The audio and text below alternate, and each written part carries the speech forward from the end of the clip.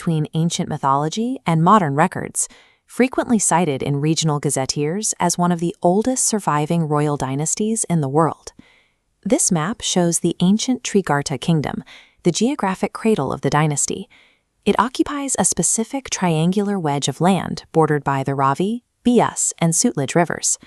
This terrain provided a tactical advantage that defined their rule for centuries. The steep valleys and erratic river flows functioned as a natural perimeter against successive waves of plains invaders. Inside this natural perimeter, the Katoch relied on two specific mechanisms for survival. The first was the heavy stone fortification of Kangra Fort. The second was an adaptable genealogical structure that allowed the family to expand without collapsing. The Katoch legacy is a record of geopolitical endurance. By anchoring their identity to this specific geography, they outlasted the campaigns of Alexander the Great, the Tughlaq Sultans, the Mughal Empire, and the British. The origin of the Katoch bloodline is rooted in Puranic mythology. Texts describe goddess Ambika locked in a cosmic battle with the demon Raktabija. As a drop of her sweat struck the earth, the dynasty's founder, Rajanaka Bhumichand, is said to have emerged to join the fight. According to the Brahmanda Purana, the goddess rewarded his martial support with sovereignty over Trigarta. She also entrusted him with the stewardship of the eternal flames at Jwalamukhi, cementing a divine claim to the land. This specific myth led many descendants to identify as Bhumivanshi, or the earth lineage. This completes a royal triad, positioning them alongside the traditional solar and lunar dynasties found in other parts of India. The family transitions into epic literature in the Mahabharata. Here, the Katoch king Susharma Chand enters the narrative as a fierce ally of the Kauravas, directly engaging Arjuna in battle. The timeline enters the historical record around 326 BCE. Historians identify the Katoch king Parmanand Chand as Porus, the commander who stood at the Beas River and successfully halted the eastward march of Alexander the Great. Whether traced to a goddess's physical exertion or a recorded standoff against Macedonian phalanxes, these narratives served a single purpose: to legitimize the Katoch's absolute dominion over the Himalayan foothills. As the dynasty's population and territorial reach grew, a single royal house could no longer govern the region. This led to a strategic fracture into 14 distinct ruling clans.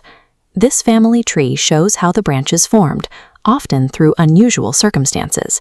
For example, King Hari Chand was presumed dead after falling into a well. When he returned 22 days later and found his brother on the throne, he chose to establish a new principality at Gular rather than start a civil war.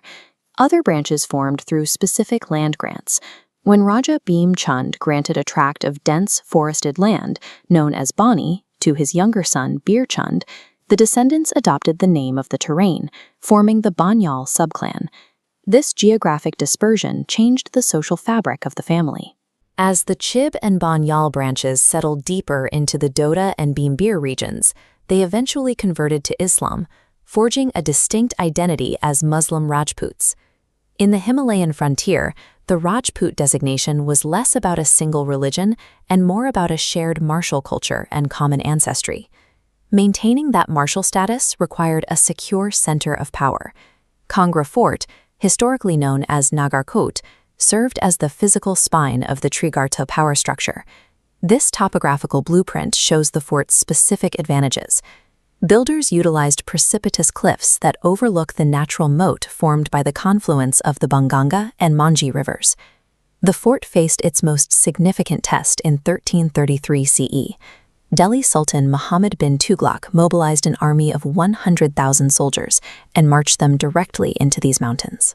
Katoch Raja Prithvi Chand exploited the hostile terrain, using guerrilla tactics to trigger landslides and ambush the massive, cumbersome invading force in narrow passes.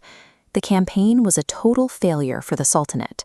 Out of the 100,000 soldiers deployed, records from the era indicate that only 10 men survived to return to Delhi. The Katoch survived by mastering asymmetrical warfare. They weaponized their own geography to break the momentum of plains empires. By the late 18th century, Maharaja Sansar Chand II took advantage of the Mughal decline to reclaim Kangra. he initiated a final period of expansion, pushing his borders as far as Lahore. This expansion funded a cultural surge. Sansar Chand transformed his court into a center for miniature painting, attracting artists from across the region to document the height of his rule. However, his ambition eventually alienated the neighboring hill chiefs. In response, they formed a coalition and invited the Gurkhas of Nepal to invade Kangra in 1806. The resulting Gurkha siege severely weakened Sansar Chand's position. To save his remaining territory, he was forced to sign a treaty with Maharaja Ranjit Singh and the Sikh Empire in 1809. The treaty ended the siege, but demanded a heavy price. Ranjit Singh took possession of Kangra Fort and its fertile valleys, reducing the ancient Katoch kings to the status of landlords on their own ancestral lands. The fort that had physically protected their bloodline for millennia was lost, signed away in a diplomatic effort to preserve the family's survival. The Katoch narrative provides a clear example of Rajputization, a process where myth, geography, and martial culture were integrated to sustain a distinct identity over thousands of years. While they no longer exercise sovereign rule, the descendants of the Katoch, Jaswal, Gularia, and Banyal branches are now heavily represented in the professional classes of India and Pakistan, working as doctors, lawyers, and administrators. The family continues to document its timeline today. Through the Maharaja Sansar Chand Museum, they maintain the genealogical records that allow scholars to study their unbroken history. Fortresses eventually crumble, and treaties rewrite national borders.